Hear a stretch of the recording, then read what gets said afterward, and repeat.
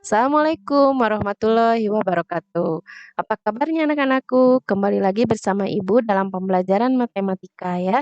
Kali ini kita masih bahas tentang persamaan kuadrat ya, yaitu diskriminan. Lambangnya D. Nah, ini juga bisa kalian lihat materinya ada di buku paket halaman 76 sampai 78. Baiklah, seperti biasa sebelum kita mulai, kita berdoa dulu ya. Yuk, kita berdoa dulu.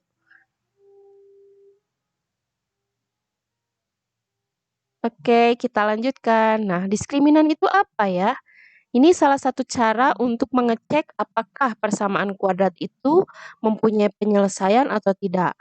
Dan kalaupun ada penyelesaian, apakah akar-akarnya berbeda atau sama. Nah, jadi gitu ya gunanya. Nah, gimana diskriminan itu?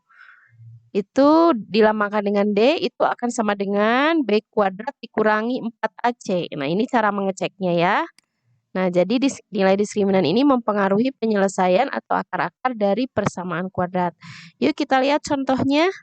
Yang pertama, tentukan diskriminan dari X kuadrat ditambah 5X ditambah 6 sama dengan 0. Sebelumnya kita sudah mencari akarnya itu di pertemuan yang lalu ya, minggu lalu, bisa dengan memfaktorkan atau dengan rumus kuadratik ya. Nah, sekarang kita cari diskriminannya.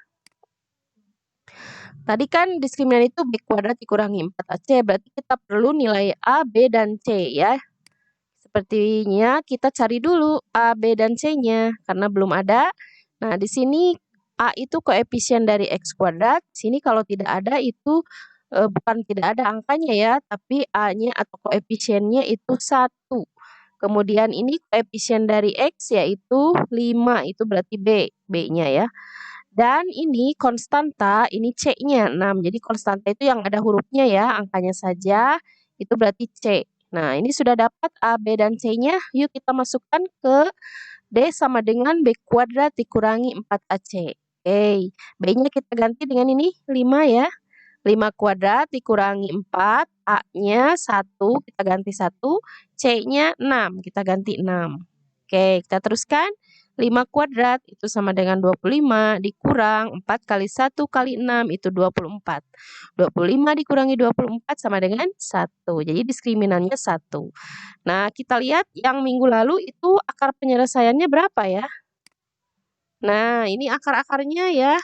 Negatif 2 dan negatif 3. Berarti kalau diskriminannya 1, dia punya 2 akar yang berbeda. Jadi ada penyelesaiannya dan akar-akarnya 2 yang berbeda. Oke, kita lanjutkan ke contoh soal kedua. Tentukan diskriminan dari X kuadrat ditambah 2X ditambah 1 sama dengan 0. Kita cari dulu ABC-nya ya. Nah, A-nya sama 1, ini B-nya, kemudian yang ini 2, dan C-nya 1.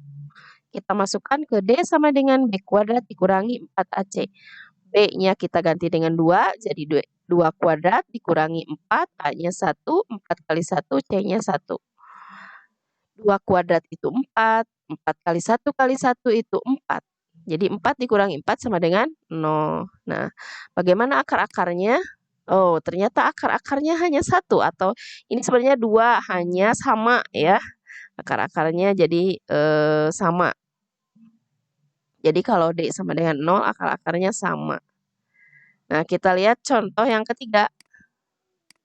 Yang ketiga, tentukan diskriminan dari X kuadrat ditambah X ditambah 1 sama dengan 0. Kita cari dulu ABC-nya, yaitu A-nya ini 1, B-nya juga 1 di sini ya. Koefisien dari X di sini tidak ada, angkanya berarti 1. Kemudian C-nya juga 1. Kita masukkan lagi ke D sama dengan B kuadrat dikurangi 4AC. B-nya kita ganti dengan 1, 1 kuadrat dikurangi 4. A-nya ganti dengan 1, C-nya ganti juga dengan 1. 1 kuadrat itu 1, dikurang 4 kali 1 kali 1 itu 4. Jadi 1 dikurangi 4, negatif 3. Nah, bagaimana kalau diskriminannya negatif ya? Oh, ternyata tidak ada akar-akarnya ya. Ternyata ada persamaan kuadrat yang tidak punya penyelesaian. Nah, contohnya ini ya. Jadi persamaan kuadrat ini tidak mempunyai penyelesaian atau tidak ada akarnya. Nah, sekarang kita buat kesimpulannya. Kesimpulan yang pertama tadi kan diskriminannya 1 itu akarnya 2 dan berbeda ya. Jadi dia punya penyelesaian. Nah, yang 1 D sama dengan 1 itu kan lebih besar dari 0 kan 1 itu ya. Jadi kita simpulkan kalau diskriminannya lebih besar dari 0, maka persamaan kuadratnya memiliki 2 akar yang berbeda ya. Nah, tadi yang sama dengan 0, bagaimana akar-akarnya? Sama ya. Jadi kalau D sama dengan 0, maka persamaan kuadratnya memiliki akar-akar yang sama. Nah, tadi terakhir itu yang diskriminannya negatif. Untuk yang negatif berarti kurang dari 0 ya. Jadi kalau diskriminannya kurang dari 0, maka persamaan kuadratnya tidak memiliki akar-akar atau tidak ada penyelesaiannya.